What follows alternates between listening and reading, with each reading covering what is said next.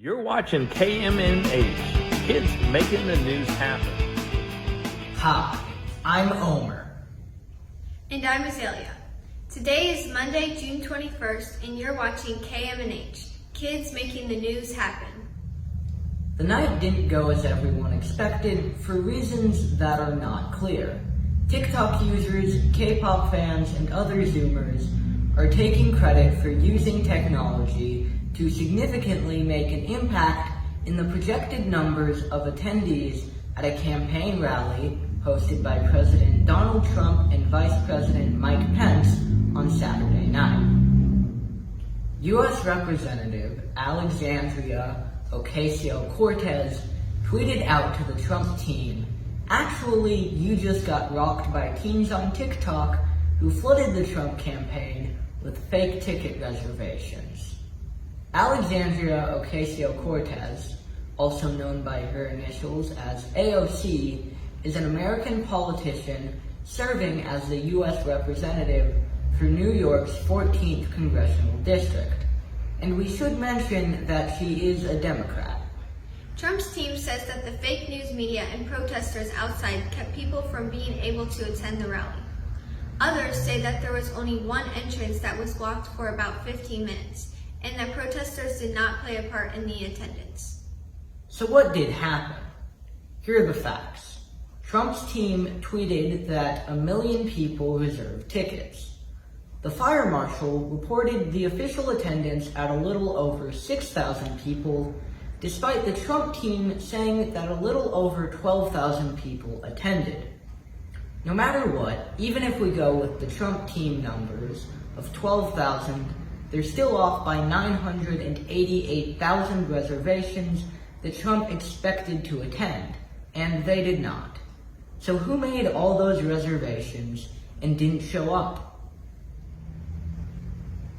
So if you didn't know this, I want to explain what a Zoomer is. Zoomer is a nickname referring to members of Generation Z. Generation Z are those born in the late 90s or early 2000s. So do you know the names of the generations? Okay, get ready. According to our friends over at Webster, the Zoomers followed the Millennials, also known as Gen Y, who followed the Gen Xers, nicknamed Slackers, who followed the Baby Boomers. Anya Straitchermine, who writes and had an article for the New York Times in 2019, wrote, "In case you missed it, Gen Z is mad at the Boomers for the state of the world. Boomers are mad at Gen Z for being so dismissive, and Gen X feels forgotten and yet resents even themselves. And not making it any better is that the fact that these 5 generations are currently coexisting in the workplace. So which generation are you? Or better yet, who names the generations with these descriptions?" According to mentalfloss.com, baby boomers were the first named generations. It all started when the Census Bureau referred to the years between 1946 and 1964, during which birth rates rocketed from around 3 million to over 4 million a year. Post-war baby boom, or baby boomers, was the first and last time that a generation would be named by government organizations. So who stepped in?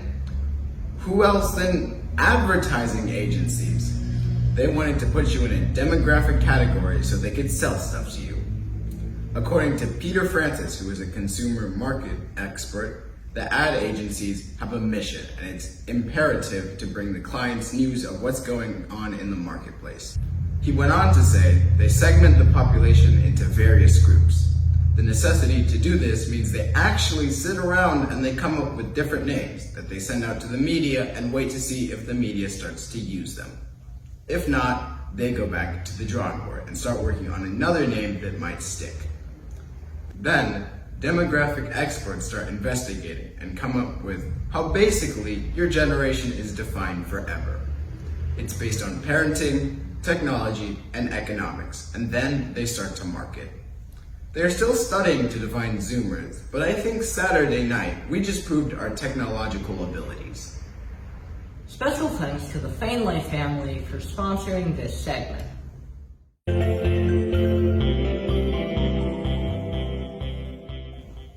We found that this word of the day was also the New York Times word of the day last month.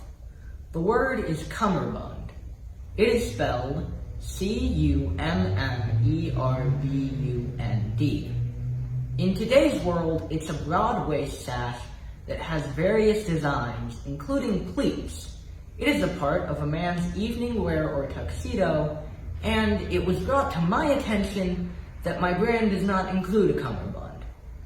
I actually didn't know that I should actually have one, so I wanted to find out more about it and why it is even used in the first place. The word cummerbund comes from the Hindu word kamarband, meaning a band that covers your loins. Really? It's a loin band? The cummerbund was first used in India in 1850 as dinnerware, and the purpose was to cover the mechanics of your shirt and pants, like buttons or belts. The pleats are supposed to face up so that you can catch the crumbs at your dinner party, or to fashionably place your opera tickets in the folds. Worn the right way, it's supposed to make a person thinner at the waistline. And you know what? I think I'm going to be a rebel and lose the cummerbund. For those that have been so concerned about my brand and the fact that I don't have a cummerbund, we'll try to keep the camera from here on up. Special thanks to the Fainlay family for sponsoring this segment. Congratulations! We did it! Another successful Father's Day. Everyone did a great job making sure that fathers across America felt like you would rather spend time with them all day than do anything else. You did a great job not complaining about missing a whole day of Xbox and doing things like building a birdhouse together, or learning how to make fly fishing bait and smiling all the time. Hooray for the kids who also made breakfast for your dad. You did it without complaining, and you won't have to do it again for any other day of the year. Also, you could win an Academy Award for that not surprised, proud, yet loving look on your face when your father opened up his Father's Day present. Since your mother brought it and wrapped it up, you were just as surprised as he was to find out what was inside. Oh, and a reminder, slip that Father's Day card off the front of the refrigerator next week and save it for next year again. He will never notice.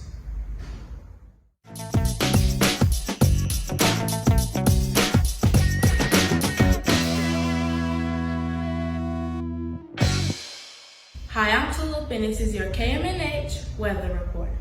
This week is going to be a little bit of everything. A little bit of sun, a little bit of clouds, a little bit of rain, a little bit of thunderstorms. But the temperature is going to stay the same. Highs in the 80s and lows in the upper 60s.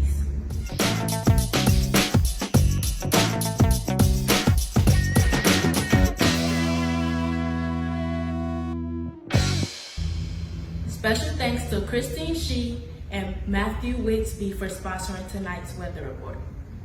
Thanks for tuning in to KMNH, Kids Making the News Happen. KMNH is brought to you by Happen Inc.